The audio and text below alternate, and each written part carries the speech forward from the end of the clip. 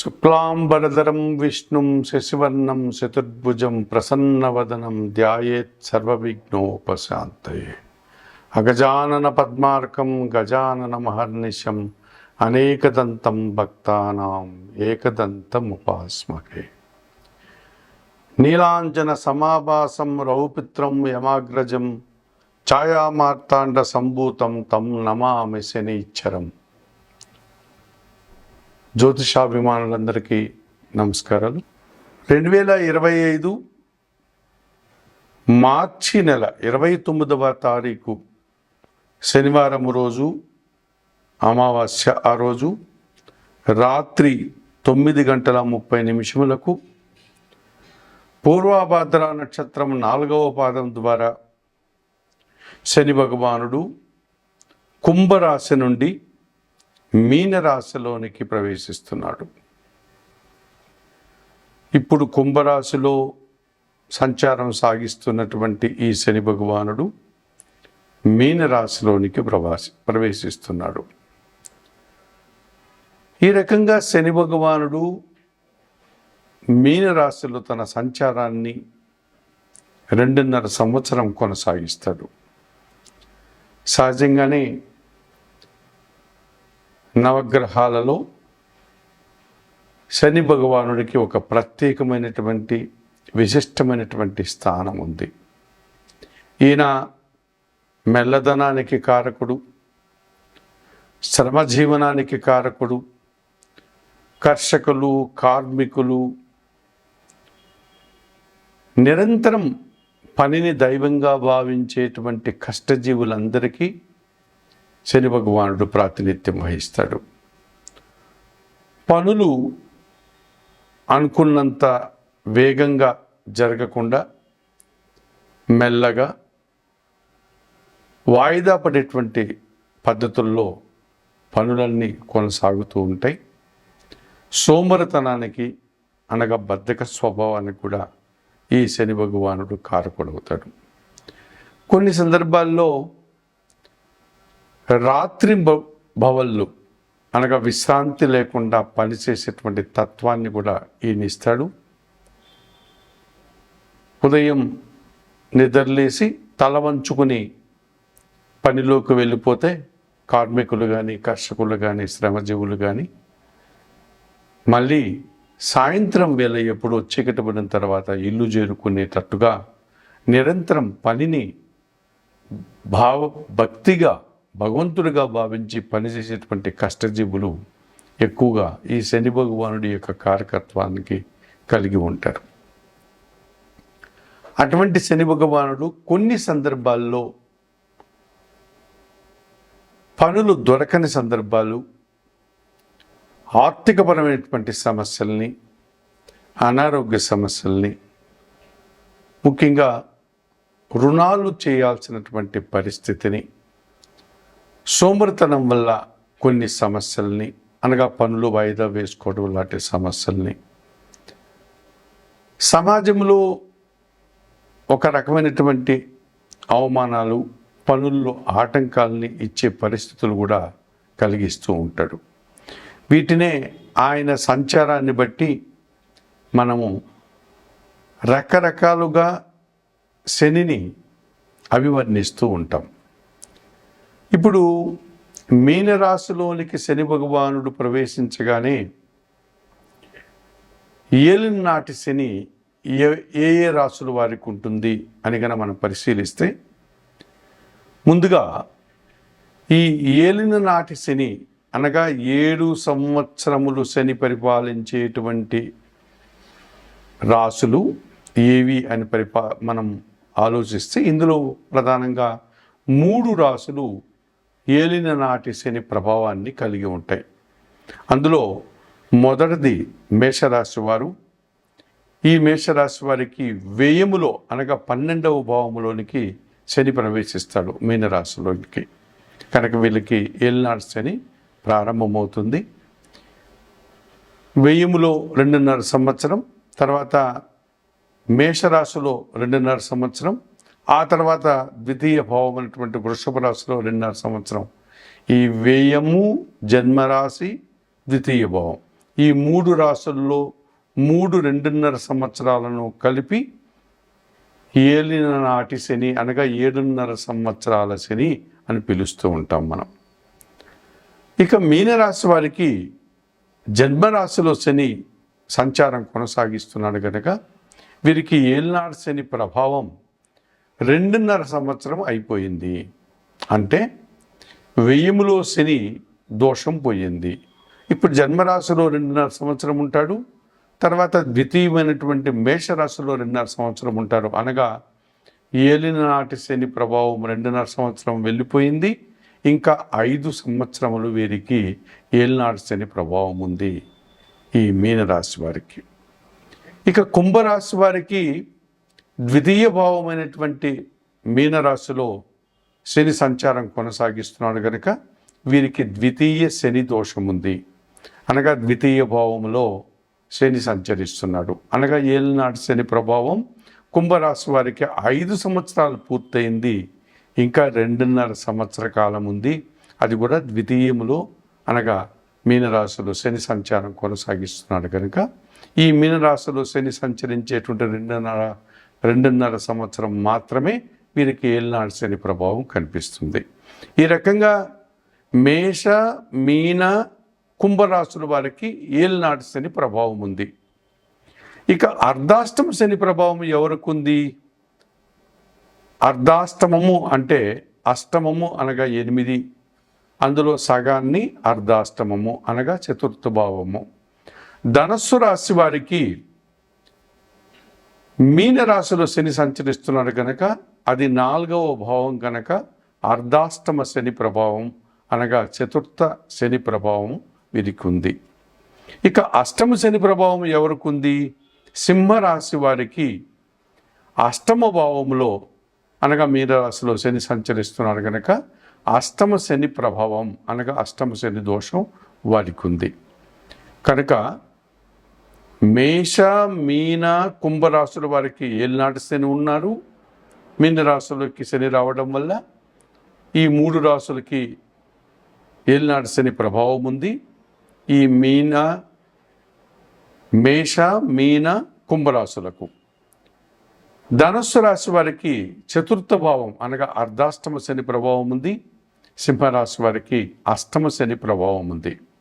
మరి శని ఎవరికైనా బాగా 100% శుభ ఫలితాలని శని యోగాన్ని ప్రసాదిస్తాడా అని పరిశీలిస్తే శని యోగం ఇచ్చేటువంటి రాసులు కూడా 100% శుభ ఫలితాలను ఇచ్చేటువంటి రాసులు కనిపిస్తున్నాయి.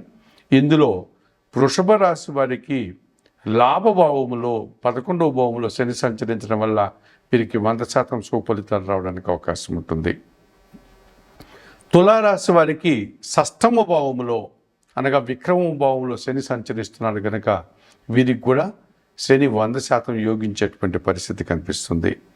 మకర రాశి వారికి తృతీయ భావంలో అనగా 3వ భావంలో శని సంచారం కూడా 100% శుభ ఫలితాలను అందిస్తుంది. కనుక శని యోగం వల్ల వృషభ రాశి వారికి లాభభావంలో శని, తులారాశి వారికి షష్టమ భావంలో శని, మకర రాశి వారికి తృతీయ భావంలో శని 100% శుభ ఫలితాలను అందిస్తారు. అలాగే శని ఒక 50% నుంచి 60% వరకు శుభ ఫలితాలను అందించేటువంటి రాశులు కూడా ఒక 2 కనిపిస్తాయి మనకు. ఇందులో ఈ 60% శని ప్రభావం కలిగినటువంటి రాశి మిథున రాశి అని చెప్పుకోవచ్చు. ఎందుకంటే మిథున రాశి వారికి దశమ భావములో శని సంచరిస్తున్నాడు. ఈ రకంగా అష్టమ భాగ్యాధిపతి అయినటువంటి శని భగవానుడు దశమ భావంలో రావడం వల్ల వీరికి పని పెరుగుతుంది. ఆ పనికి తగినటువంటి ఫలితము, ఆ కష్టానికి తగినటువంటి రాబడి లాభము అందుకోగలుగుతారు. కనుక 60% శని ప్రభావం మిథున రాశి వారికి ఉంటుంది. ఇక శని ఒక 30-40% మాత్రమే యోగిస్తూ ఎక్కువ ఇబ్బందులు కలిగించేటువంటి రాశులు ఏమైనా ఉన్నాయా అని పరిశీలిస్తే కర్కాటక రాశి వారికి భాగ్యభావంలో శని సంచరిస్తున్నాడు. ఇది వారికి 30-40% శుభ ఫలితాలు ఇస్తుంది. మిగతా వారికి ప్రతికూల ఫలితాలు ఇచ్చేటువంటి వాతావరణం కనిపిస్తుంది. అలాగే కన్యా రాశి వారికి సప్తమ శని ప్రభావం ఉంది. ఆ రకంగా వీరికి కూడా ఒక 30-40% శుభ ఫలితాలు రావడానికి అవకాశం ఉంది. మరి వృశ్చిక రాశి వారికి పంచమ శని ప్రభావం ఉంది.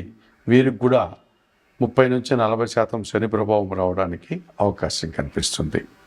ఇప్పుడు ఈ శని భగవానుడు 2025 మార్చి 29వ తారీఖు శనివారం అమావాస్య రోజున మీనరాశిలోనికి రావడం వల్ల ఈ 12 రాశుల వారికి శని ప్రభావం వల్ల ఎటువంటి సుఫలితాలు ఉంటాయి అన్న విషయాన్ని మనం తెలుసుకోబోతున్నాం. ఎన్ని నిమిషాలు వచ్చింది ఒకసారి చూడు. సింహరాశి వారికి శని భగవానుడు మీనరాశిలో సంచారం కొనసాగించడం వల్ల అనగా 2025 మార్చి 29వ తారీఖు శనివారం అమావాస్య రోజున శని భగవానుడు మీనరాశిలోనికి ప్రవేశించి మీనరాశిలో ఆయన సంచారాన్ని కొనసాగించడం వల్ల ఈ సింహరాశి వారికి సప్తమాధిపతి అయినటువంటి శని భగవానుడు అష్టమ భావంలోనికి ప్రవేశిస్తున్నాడు. దీన్నే అష్టమ శని దోషం అంటాము. అనగా పోటీ ప్రపంచంలో కాస్త వెనకడుగు పడతారు. అనగా వీరికి రావాల్సినంత ఫలితం కానీ విజయాన్ని కానీ నూతన అవకాశాలు కానీ పొందలేకపోతారు. కొన్ని అనారోగ్య సమస్యలు ఇబ్బంది పెడతాయి, కొన్ని రుణాలు మిమ్మల్ని ఇబ్బంది పెడతాయి, కొంతమంది శత్రువులు కూడా మిమ్మల్ని ఇబ్బంది పెట్టేటువంటి సూచన కనిపిస్తుంది. రుణ రోగ శత్రు పీడ మిమ్మల్ని ఇబ్బంది పెట్టేటువంటి సూచన ఈ సింహరాశి వారికి అష్టమ శని దోషం వల్ల ఏర్పడుతుందని చెప్పవచ్చు. అలాగే జీవిత భాగస్వామితో మనస్పర్ధలు రావడానికి అవకాశం ఉంటుంది. జనాలతో అభిప్రాయ భేదాలకు అవకాశం ఉంటుంది. వ్యాపార భాగస్వాములతో కూడా వీరికి మనస్పర్ధలు రావడానికి అవకాశం కనిపిస్తుంది. అనారోగ్య సమస్యలు అధికం కావడం, పనులు వాయిదా పడడం, ఆర్థిక సమస్యలు అధికం కావడం, ముఖ్యంగా చిన్న చిన్న ఉద్యోగాలు చేసేవారు, శ్రామిక జీవులు, కార్మిక జీవులు, కర్షక జీవులంతా కూడా పని లేక కొంతమంది ఇబ్బంది పెడితే పని అధికం కావడం వల్ల కొంతమంది ఇబ్బంది పడడం, ఉన్న పనికి తగినంత ఫలితం రాకపోవడం, కష్టపడినటువంటి ఫలితాన్ని చేతికి అందుకోలేకపోవడం, ఏదో రకంగా ఆ ఫలితం వారికి అందకుండా దూరం కావడం, పనులు చాలా వరకు వాయిదా పడడం, జనాలతో మనస్పర్ధలు, అభిప్రాయ భేదాలు, చిన్న చిన్న అవమానాలు, ఆర్థిక సమస్యలు, అనారోగ్య సమస్యలు ఈ సింహరాశి వారికి ఇబ్బంది పెట్టేటువంటి సూచన కనిపిస్తుంది. ఇది అష్టమ శని దోషంగా 100% శని దోషాన్ని అందిస్తున్నాడు అని చెప్పుకోవచ్చు.